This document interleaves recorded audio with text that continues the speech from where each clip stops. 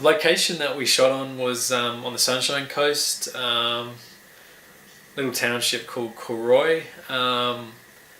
We knew the people that owned the property, so that was not a problem. They own this massive property, and next door there's a guy that owns a property that just has his cows on it, and it's got like a valley in it, and there's in the bottom of the valley there's like a creek. And went out there one day just for a quick location scout, and I found all these cool little clearings and little, heavily condensed areas that surrounded this creek. And you look at my reference pictures for Vietnam, it kind of resembled it very closely, if not more, Cambodia, in terrain.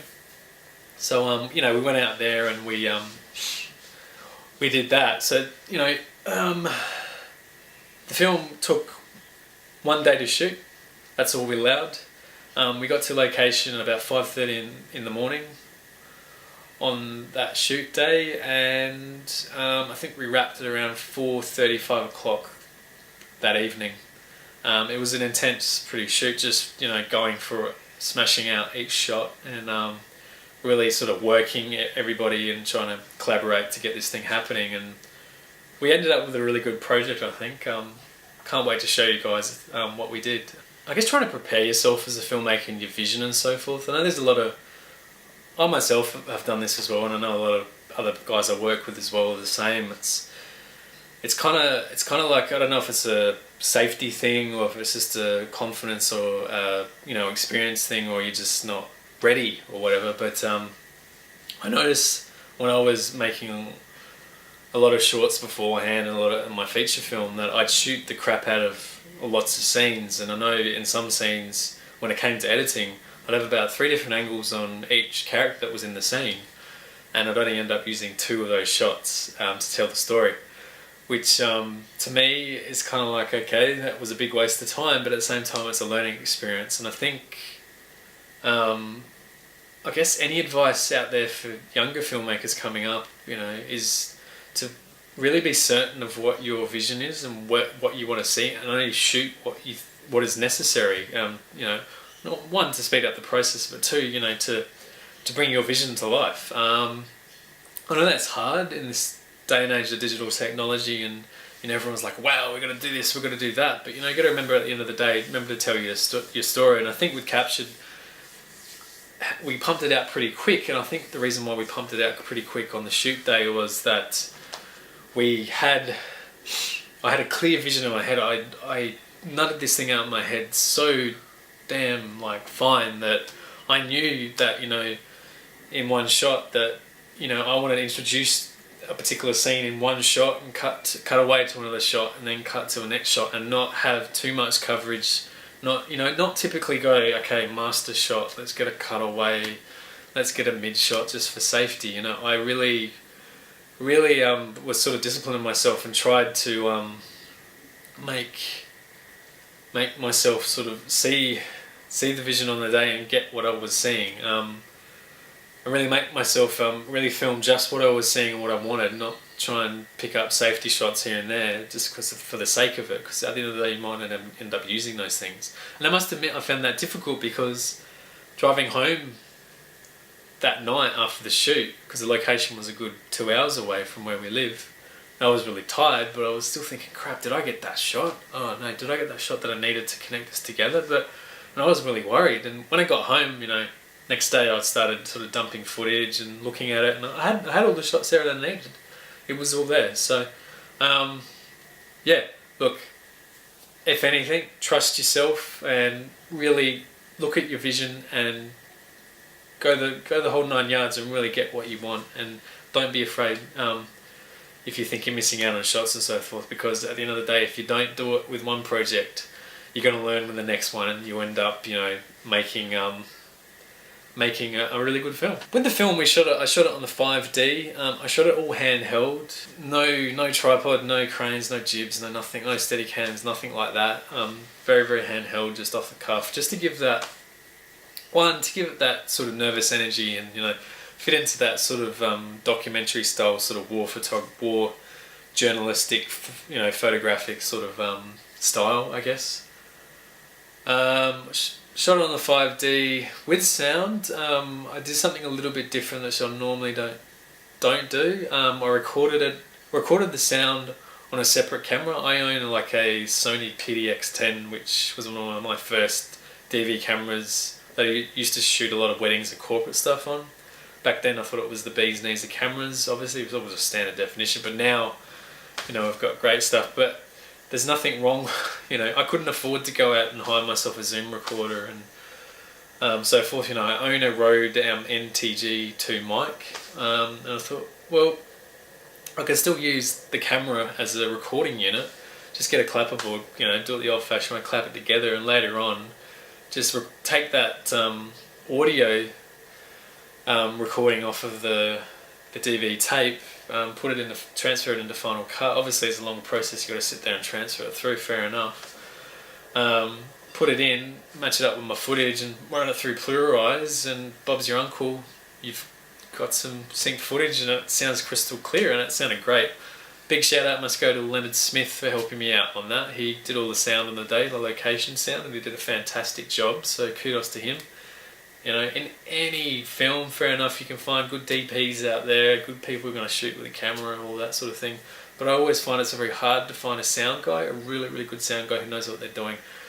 So if anything, camera and sound go hand in hand. If you've got a good cameraman, try and go out and find an equally or even better sound guy, because both those things in combination can really take a film that's from here right up to there. So, or if it's if you think it was up there, it might even go down there. So really, I can't stress that enough. Capture really good sound, by whatever means, even if you're recording on your iPhone, as long as you've got a good microphone, go for it. With my filmmaking, I like to shoot a very limited crew. I don't know what it is. I think on previous shoots I've done, I've had a lot of people around, and fair enough. Having a good set of hands around is great, but sometimes that can be a little bit too overpowering, and people can start to throw a lot of ideas in and collaborate, I guess. But at the end of the day, you've got to sort of try and secure your vision in place and really have a backup for everything that gets thrown at you.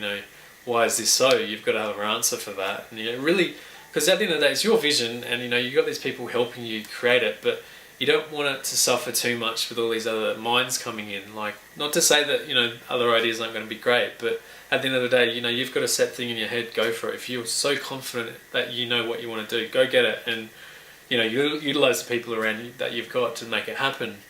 I think why I like shooting in a short crew is it kind of gives you the freedom to shoot really quickly and not worry too much about what else is going on around you and being bombarded with heaps of questions and so forth. On this film, I obviously shot the production, I directed. I had Julie helping me doing directing as well.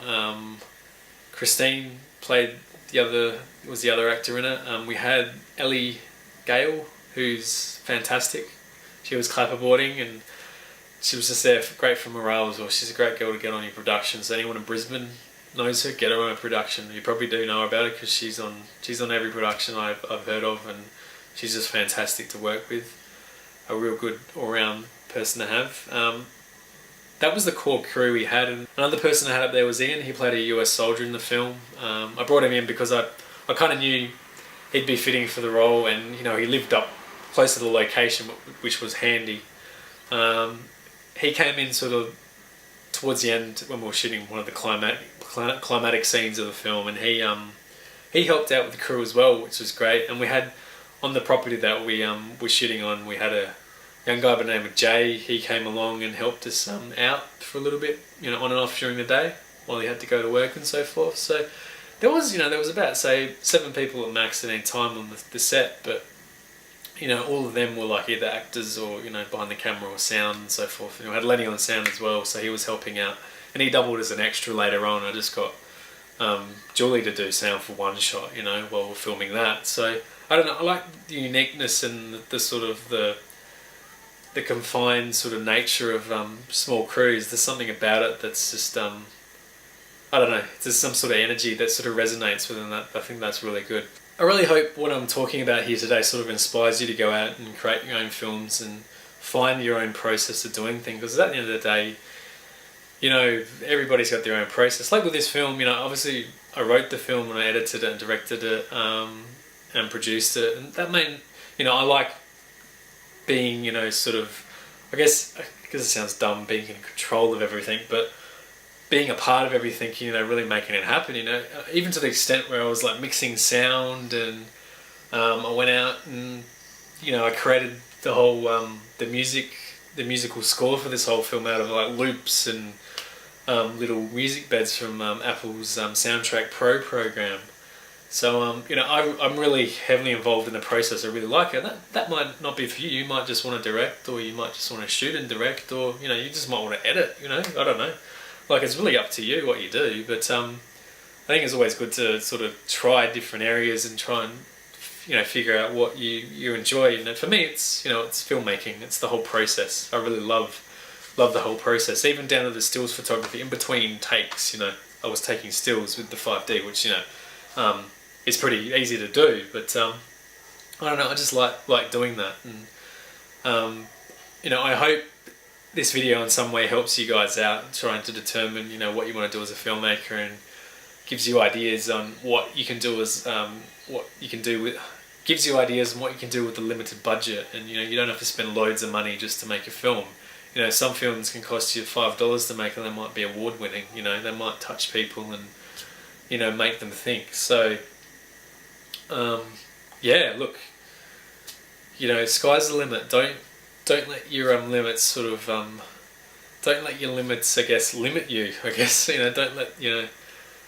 don't let the fact that you haven't got any money, that you've got limited resources, you only got a crappy handycam at home. That's just go out there and shoot stuff. Keep shooting, and keep shooting every day if you can, or make it a pact, every week, or just keep at it, because one day you're going to get your big break, and hopefully I will one day too, and someone's going to notice you, and if not, at least you gave it a go, you had a try, and no one can take that away from you. So anyway, thanks guys, thanks for looking at this another exciting episode of the Apple Box. Hopefully all the little cutaways of footage and pictures and so forth helped sort of build an image of what Captured is all about.